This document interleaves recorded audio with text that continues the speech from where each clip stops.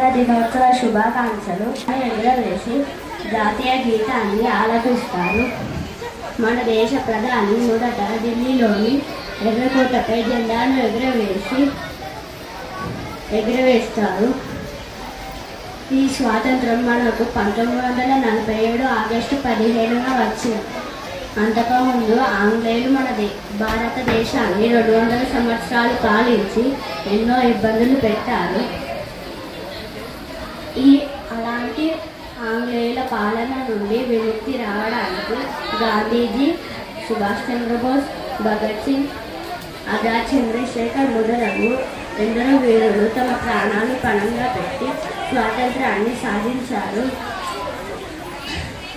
అందుకే ఈరోజు భారతీయులంతా ఆ మహానుభావుల త్యాగాలను గుర్తు చేసుకుంటారు.